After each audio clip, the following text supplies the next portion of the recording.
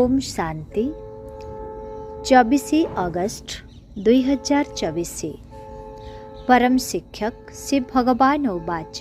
मीठे बच्चे, संगम जुगरे बाबा तुमको जो स्मृति सबु देइछन्ति सेगुड़ी को स्मरण कर, तेबे सदा सर्वदा हर्षित होई रही पारिबो। आजिर प्रश्न, सदा सर्वदा हालुका रहिबार उपाय कौन? केउ विधि को आपणाइबा द्वारा सर्वदा खुशी रे रही पारिबो? उत्तर, सर्वदा हल्का अर्थात निश्चिंत होई रहिबा पाई एही जन्मरे तुम द्वारा जहा सबु पापकर्म होई जाइछि से सबु अविनाशी सर्जन अर्थात बाबा को सुनाई दियो। बाकी मुंड उपरे जेउ जन्म जन्मांतरर पापकर्मर बोझ रहिछि सेगुड़ी को भस्म करिबा पाई जोगर यात्रा रे रुह, कारण जोग द्वारा ही पाप कटिबो। तेबे जाई खुशी रे रही पारिबो। बाबा को मने पकाइबा द्वारा आत्मा सतो प्रधान होई जिवो। ओम शांति। मीठा मीठा आत्मिक संतान मानंकु आत्मिक पिता बुझाउछन्ति, तुमको स्मृति आसीछि कि आमे आदि सनातन देवी देवता धर्मर थिलु। आमे माने राजत्व करुथिलु। आमे निश्चित रूपे विश्वर मालिक थिलु। से समय रे अन्य कौनसी धर्म नथिला। आमे ही सत्य जुगरु पुनर्जन्म नेई 84 चक्र पूरा कलु। एबे सारा वृक्षर स्मृति आसिला। आमे देवता थिले, पुणी रावण राज्य को आसीगले। तेणु देवी देवता बुलाइबार योग्य रहिलु नाही। सेथिपाई निजकु अन्य धर्मर बोली भाबी नेलु। अन्य कौनसी धर्म बदले नाही। जेपरि ख्रीष्टंकर ख्रीष्टियान धर्म, बुद्धंकर बौद्ध धर्म ही चली आसुछि। समस्तंकर बुद्धि रे अछि जे बुद्ध अमुक समय रे आसे धर्म स्थापना कले। हिंदू मानंकु निज धर्म विषय रे किछि भी जଣା ही नाही। हिंदू मानंकु निज धर्म विषय रे किछि भी जଣା ही नाही कि आमर हिंदू धर्म केबे ठारू आरंभ हेला, किए स्थापना कले। लक्षे वर्ष कहि देउछन्ति। सारा सृष्टि चक्रर ज्ञान तुम मानंकर रहिछि। एहाकु ज्ञान विज्ञान कुहा जाए। सेमाने जदिओ विज्ञान भवन नाम रखि देइछन्ति, किंतु बाबा ही ताहार अर्थ बुझाउछन्ति। ज्ञान एवं जोग, रचयिता एवं रचनार आदि मध्य अंतर ज्ञान। एबे तुमे बुझुछ जे आमे भी जानि नथिलु, नास्तिक थिलु। सत्य जुगरे तो एही ज्ञान रही पारिबो नाही। एबे तुमको शिक्षक पढ़ाउछन्ति। पाठ पढ़िबा द्वारा तुमको राज्य भाग्य मिलुछि। काहेकि ना तुमको रहिबा पाई नुआ सृष्टि दरकार। एही पुराना सृष्टि रे तो पवित्र देवी देवता पाद रखि पारिबे नाही। बाबा आसी तुम पाई पुराना दुनियार विनाश करी नुआ दुनिया स्थापन करुछन्ति। आम पाई विनाश निश्चित हेब। कल्प कल्पांतर आमे एही अभिनय करिछु। बाबा पचारि थांती, आगरु केबे मिसिथिल? तेबे कहुछन्ति, बाबा प्रति कल्परे मिलन करुछु आपणंक ठारू राज्य भाग्य नेबा पाई। कल्प पूर्वरु मध्य बेहद सुखर राज्य भाग्य मिलिथिला। एही सबु कथा जहा तुम स्मृति रे आसीछि, एबे ताहार स्मरण रहिबा दरकार। जहाकु बाबा स्वदर्शन चक्र कहुछन्ति। आमे प्रथमे सतो प्रधान थिलु। एहा मध्य तुमर स्मृति रे आसिला कि प्रत्येक आत्मा को निज निजर पाठ मिलिछि। आमे आत्मा सूक्ष्म अविनाशी अटु।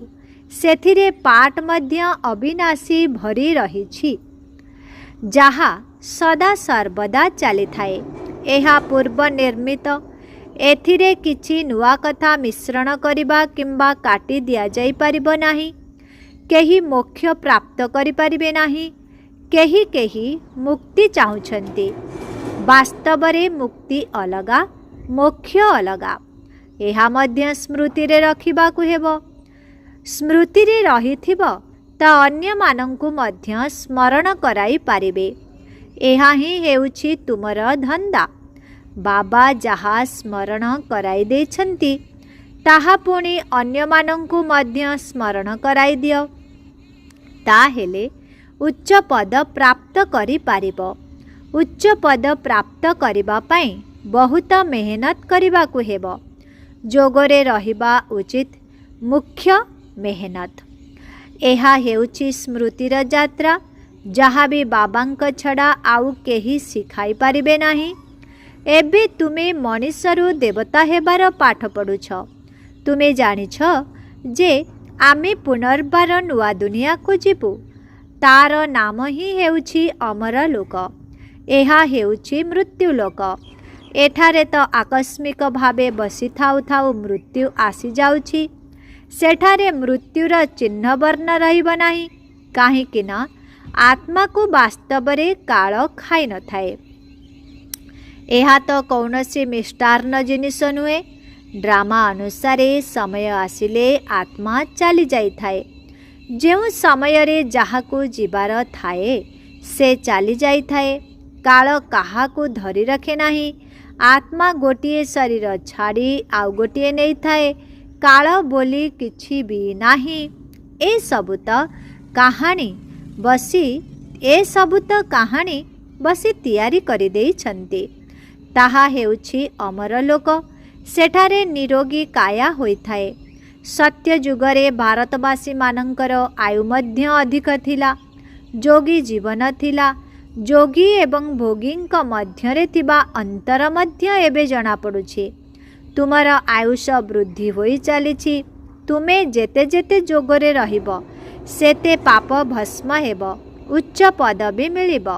आयुष मध्य अधिक हेबो। जेपरी राजा राणी आयुष पूरा करी शरीर छाड़ी थांती, प्रजांकर मध्य सेहिपरि हेबो। परंतु पदवी रे अंतर रहिछि। एबे बाबा तुमको कहउछन्ति, स्वदर्शन चक्रधारी संतानगण, एही अलंकार तुमर। गृहस्थ व्यवहार रे रही तुमे कमल पुष्प तुल्य हुआ। तुम छड़ा आउ केही होई पारिबे नाही। एहा मध्य स्मृति रे आसिला जे एई जन्मरे आमे केते पाप करिछु। सेथिपाई बाबा कहउछन्ति, से सबु अविनाशी सर्जन को आगरे कहि दियो, तेबे हल्का होई जिवो। बाकी जन्म जन्मांतरर जेउ सबु पाप मुंड उपरे रहिछि, सेथिपाई जोगयुक्त होई रहिबाकु हेबो। जोग द्वारा ही पाप कटिबो एवं खुशी मध्य रहिबो। बाबा को मने पकाइबा द्वारा सतो प्रदान होई जिवो। जदि जना पड़ी जिवो जे आमे बाबा को स्मरण कले एही पद प्राप्त करिबु, तेबे किए स्मरण न करिबो। परंतु एहा हेउछि युद्ध क्षेत्र। उच्च पद प्राप्त करिबाकु मेहनत करिबाकु पडुछि। एहा मध्य संतान मानंकर स्मृति रे आसिला कि बेहदर बाबांक ठारू आमे सर्वोच्च संपत्ति कल्प कल्प नेउछु। तुम पाखकु बहुत आसिबे। आसी मनमना भवर महामंत्र नेबे। मनमना भवर अर्थ हेउछि निजकु आत्मा मने करी बाबांकु स्मरण कर। एहा हेउछि महान आत्मा हेबा पाई महान मंत्र। सेमाने अर्थात सन्यासी माने कौनसी महात्मा नुहंती। महात्मा तो वास्तव रे श्रीकृष्ण को कुहा जाए, काहेकि ना से पवित्र अटंती। देवता माने सर्वदा पवित्र रुहंती। देवता मानंकर हेउछि प्रवृत्ति मार्ग, सन्यासी मानंकर हेउछि निवृत्ति मार्ग। स्त्री माने तो एते मेहनत करि परिबे नाही। एही सबु व्यवस्था एही कली जुगरे खराब होई गला। स्त्री मानंकु मध्य सन्यासी करी नहीं जाउछंती, तथापि मध्य तांकर पवित्रता बलरे भारतर अवस्था स्थिर रहिछि। जेपरी पुरुणा घर को रंग करदेले नुआ घर परी होइथाए। एही सन्यासी माने मध्य रंग देई टिके बंचाई देई थांते, परंतु बाबा कहउछंती सेही धर्म ही अलगा किंतु पवित्र तो रहउछंती। भारत खंडरे ही एते देवी देवता मानकर मंदिर भक्ति आदि रहिछि। एहा मध्य खेल जहार वृत्तांत तुमे वर्णना करुछ। भक्ति मार्ग पाई ए सबु मध्य दरकार। एक शिवंकर ही केते नाम रखि देइछंती। नाम को नेई मंदिर तैयारी चलिला। अनेक मंदिर रहिछि, केते खर्च हेउछि किंतु मिलुछि पुणी अधा कल्पर सुख। बास बहुत पैसा खर्च करुछंती।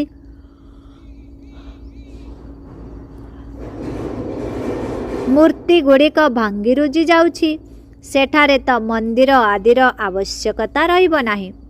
एहा मध्य एबे स्मृति रे आसिला कि अधा कल्प भक्ति चले पुणी अधा कल्प भक्तिर नाम ही न थाए। बाबा एही भेराइटी वृक्षर केते स्मृतिचारण कराउछंती। जदि केवल कलिजुगर आयुष 40,000 वर्ष हेब ताहेले तो ख्रिस्टियान धर्म रे आयु बहुत बढ़ी जीव। बाबा बुझाउछंती ख्रिस्टियान धर्मर एतिकी ही सीमा रहिछि। सेमाने जानिछंती ख्रिस्टंको एते समय हेला, अमुक धर्म स्थापकंकर एते समय हेला, किंतु केबे पुणी घर को जिबे ए कथा जणा नाही। कल्पर आयु को ही लंबा करि देइछंती। एबे तुमे जानुछ जे एबे तो विनाशर प्रस्तुति चलिछि। तांकर हेउछि एई साइंस, तुमर हेउछि साइलेंस। तुमे जेते जेते नीरव रहिब सेमाने विनाश पाई सेते भल भल जिनिस तैयारी करिवे। दिन को दिन सूक्ष्माति सूक्ष्म जिनिस तैयारी करि चलिछंती। तुमको अंतर रे खुशी हेउछि बाबा आम पाई नुआ दुनिया तैयारी करिबा पाई आसिछंती। तेणु आमे एबे आउ पुरुणा दुनिया रे रहिबु नाही। एहा बाबांकर चमत्कार कार्य। बाबा आपणकर स्वर्ग स्थापन करिबार कार्य तो चमत्कार। एबे तुमको सबु जिनिसर स्मृति आसी जाइछि। सेमाने त रचयिता ओ रचनार आदि मध्य अंत को जानि नाहंती। तुमे जानिछ तुमे केते आलोकरे रहिछ, मनीष तो घोर अंधकार रे रहिछंती। फरक रहिछि ना। ज्ञान अंजन सतगुरु देले अज्ञान अंधकार विनाश। भक्त माने ज्ञान को जानि नाहंती। एबे तुमे भक्ति को जानिछ ओ ज्ञान को भी जानिछ। सबु किछि स्मृति रे आसी जाइछि। भक्ति केबे आरंभ हेउछि पुणी केबे पूरा होइथाए। बाबा केबे ज्ञान देउछंती केबे पूरा हेब सबु किछि स्मृति रे अछि। क्रमानुसारे तो रहिछि ना। काहार बहुत किछि स्मृति रहिछि, काहार कम। जाहांकर बहुत स्मृति रहुछि से उच्च पद पाइबे। स्मृति रे रहिले तो अन्य मानंको बुझाइबे। आश्चर्यजनक स्मृति अटे ना। पूर्वरु तुमर बुद्धि रे कौन थिला? भक्ति जप तप तीर्थ करिबा मुंडिया मारिबा ए सबु करी करी टीप ही छिड़ी जाइछि। भक्तिर स्मृति और ज्ञान मध्य रे केते अंतर रहिछि। तुमे एबे भक्ति को जानिछ काहेकि ना तुमे आरंभरु भक्ति करिछ। जानिछ आमे प्रथमे प्रथमे शिवंकर भक्ति कलु पुणी देवतांकर भक्ति कलु। आउ कहार भी ए सुंदर स्मृति नाही। तुमर रचनार आदि मध्य अंत भक्ति सबु किछिर स्मृति रहिछि। अधा कल्प भक्ति करी करी निम्न स्तर को खसी खसी चलिछ। एबे तो दुखर पहाड़ खसिब। तुम मानंको पुरुषार्थ करने को पड़िबो। दुखर पहाड़ खसिबा पूर्वरु आमको याद्र यात्रा रे विकर्म विनाश करने को हेबो। तुमे समस्तंको एही कथा बुझाउछ। तुम पाखकु तो हजार हजार आसुछंती। तुमे भाई भौणी मानंको रास्ता बताइबार मेहनत करुछ। ज्ञान और भक्तिर स्मृति आसीछि अर्थात तुमे सारा ड्रामा को पुरुषार्थर क्रमानुसारे जानिगलणी। जीए जेते भल भाबरे जानिछंती सीए सेते भल भाबरे बुझाई पारिबे। ପିଲାମାନଙ୍କୁ ତ ବୁଝାଇବାକୁ ପଡ଼ିବ। ଗାୟନ ମଧ୍ୟ ରହିଛି ସନ୍ ସୋଜ୍ ଫାଦର। ବାବା ପିଲାମାନଙ୍କୁ ବୁଝାଇବେ, ପିଲାମାନେ ପୁଣି ଅନ୍ୟ ଭାଇମାନଙ୍କୁ ବୁଝାଇବେ। ତୁମେ ଆତ୍ମାମାନଙ୍କୁ ବୁଝାଉଛ ନା? ଭକ୍ତି ଠାରୁ ଏହି ଜ୍ଞାନ ବିଲକୁଲ ଅଲଗା। ଗାୟନ ମଧ୍ୟ ରହିଛି ନା? ଏକ ଭଗବାନ ଆସି ସବୁ ଭକ୍ତମାନଙ୍କୁ ଫଳ ଦେଇଥାନ୍ତି। ଏକ ବାବାଙ୍କର ଆମେ ସମସ୍ତେ ସନ୍ତାନ। ବାବା କହୁଛନ୍ତି, ମୁଁ ସବୁ ସନ୍ତାନମାନଙ୍କୁ ଶାନ୍ତିଧାମ ସୁଖଧାମକୁ ନେଇଯାଉଛି। କଳ୍ପ କଳ୍ପର ଏହି ଜ୍ଞାନ ମଧ୍ୟ ଏବେ ତୁମ ପାଖରେ ରହିଛି, ସେଠାରେ ରହିବ ନାହିଁ। ତୁମେ ପତିତ ହେଉଥିବାରୁ ପବିତ୍ର କରିବା ପାଇଁ ବାବା ତୁମ ପାଇଁ କେତେ ମେହନତ କରୁଛନ୍ତି। ସେଥିପାଇଁ ଗାୟନ ରହିଛି କୁର୍ବାନ ଯାଉଁ ୱାରେ ଯାଉଁ। କାହା ଉପରେ? ବାବାଙ୍କ ଉପରେ। ପୁଣି ବାବା ଉଦାହରଣ ଦେଉଛନ୍ତି, ଇଏ ବଳି କିପରି ଚଢ଼ିଲେ? ଏହା ସାମ୍ପୁଲକୁ ଅନୁସରଣ କର, ଏହି ସାମ୍ପୁଲକୁ ଅନୁସରଣ କର। ଏଇମାନେ ପୁଣି ଲକ୍ଷ୍ମୀ ନାରାୟଣ ହେଉଛନ୍ତି। ଯଦି ଏତେ ଉଚ୍ଚ ପଦ ପ୍ରାପ୍ତ କରିବାର ଅଛି, ତେବେ ଏହିଭଳି ତ୍ୟାଗ କରିବାକୁ ପଡ଼ିବ।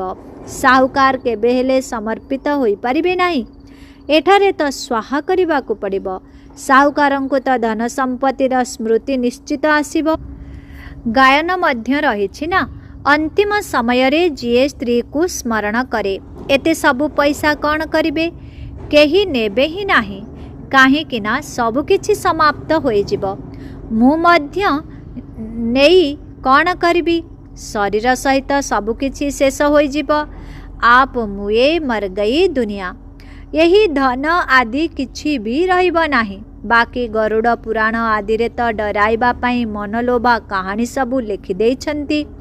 ବାବା କହୁଛନ୍ତି, ଏହି ଶାସ୍ତ୍ର ଆଦି ସବୁ ଭକ୍ତିମାର୍ଗର ଅଟେ। ଅଧାକଳ୍ପ ଭକ୍ତିମାର୍ଗ ଚାଲେ। ଯେତେବେଳେ କି ରାବଣ ରାଜ୍ୟ ହୋଇଥାଏ, କାହାକୁ ବି ପଚାର ରାବଣକୁ କେବେଠାରୁ ଜଳାଉଛ? କହିବେ ପରମ୍ପରା ଅନୁସାରେ। ଆରେ ପରମ୍ପରାରୁ ତ ରାବଣ ରହିନଥାଏ। ଜଣା ନଥିବାରୁ ପରମ୍ପରାରୁ ବୋଲି କହିଦେଉଛନ୍ତି। ତୁମମାନଙ୍କୁ ଏବେ ସ୍ମୃତି ଆସିଛି ରାବଣ ରାଜ୍ୟ କେବେଠାରୁ ଆରମ୍ଭ ହେଲା। ରଚନାର ମଧ୍ୟ ଏବେ ତୁମେ ବୁଝିଛ। ରଚୟିତା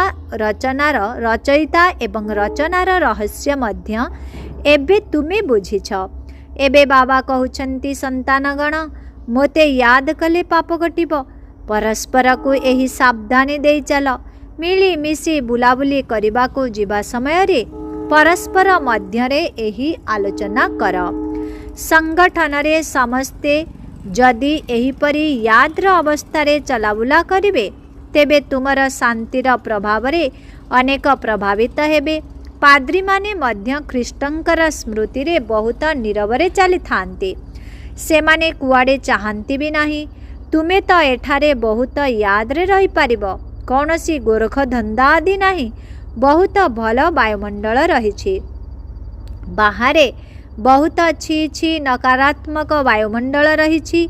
ଏଥିପାଇଁ ସନ୍ନ୍ୟାସୀମାନଙ୍କର ଆଶ୍ରମ ମଧ୍ୟ ବହୁତ ଦୂର ଦୂର ସ୍ଥାନରେ ରହିଥାଏ। ତୁମର ତ ହେଉଛି ବେହଦର ସନ୍ନ୍ୟାସ। ପୁରୁଣା ଦୁନିଆର ଏବେ ବିନାଶ ଅତି ନିକଟତର। ଏହା କବରସ୍ଥାନ ହୋଇଯାଇଛି, ପୁଣି ପରିସ୍ଥାନ ହେବ। ସେଠାରେ ହୀରା ଲୀଳାର ମହଲ ତିଆରି ହେବ। ଏଠାରେ ଲକ୍ଷ୍ମୀ ନାରାୟଣ ପରିସ୍ଥାନର ମାଲିକ ଥିଲେ ନା? ଏବେ ମାଲିକ ନାହାନ୍ତି। ବାବା କହୁଛନ୍ତି, ମୁଁ କଳ୍ପ କଳ୍ପ କଳ୍ପର ସଙ୍ଗମ ଯୁଗରେ ଆସିଛି। ଏହି ସାରା ଚକ୍ରର ପୁନରାବୃତ୍ତି ହୋଇ ଚାଲିଛି।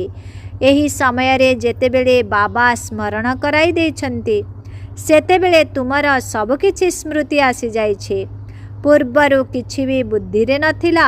ଯେତେବେଳେ ଏହି ସ୍ମୃତିର ନିଶାରେ ରହିବ, ତେବେ ଖୁସିରେ କାହାକୁ ବୁଝାଇ ପାରିବ?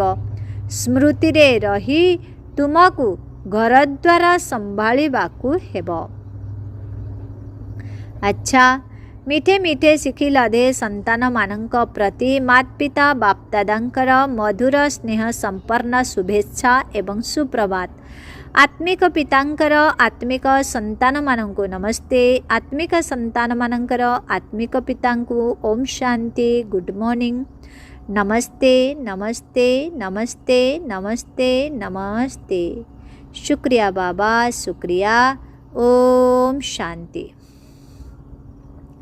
धारणा पाई मुख्य सार 1 नंबर। ड्रामार आदि मध्य अंत को भल भावरे बुझे स्मृति रे रखी अन्य मानंको मध्य स्मरण कराई देबाको हेबो। ज्ञानर अंजन दे अज्ञान अंधकार को दूर करबाको हेबो। 2 नंबर। ब्रह्मा बाबांक भले संपूर्ण स्वा हेबारे पूरा अनुकरण करबाको हेबो। शरीर सहित सबुकिछि विनाश होई जिवो सेथिपाई ता पूर्वरु ही बंची थाउ थाउ मरिबाकु हेबो जहा द्वारा कि अंतिम समय रे किछि भी मने पड़िबो नाही। आजिर वरदान विशेषतार संस्कार को स्वाभाविक गुण रे परिणत करी साधारणता को समाप्त करुथिबा मरजीवा भव। जहार स्वभाव जेउ भली होई थाए ताहा आपे आपे कार्य करि थाए। ताकू भाबिबाकू बा तैयारी करिबाकू बा चेष्टा करिबाकू पड़ी न थाए किंतु ताहा आपे आपे होई जाए। सेही भली मर्जीवा ब्राह्मण मानंकर नेचर अर्थात स्वभाव हेला विशेष आत्मार विशेषता संपन्न स्थिति। तेणु एही विशेषतार संस्कार तुम मानंकर स्वाभाविक गुण पालटि जाऊ एवं समस्तंक हृदयरु बाहरु जे एहा मोर नेचर अटे। साधारणता अतीत जीवनर नेचर थिला वर्तमानर नुहे काहेकिना नुआ जन्म ने जाइछु। तेणु नुआ जन्मर नेचर विशेषता अटे साधारणता नुहे। आजिर स्लोगन राजकीय संस्कार युक्त आत्मा सेही मानंकु कुहाजिबो जेउमाने ज्ञानरत्न रे खेलंती पत्थर रे नुहे। राजकीय संस्कार युक्त आत्मा सेही मानंकु कुहाजिबो जेउमाने ज्ञानरत्न रे खेलंती पत्थर रे नुहे। ओम शांति।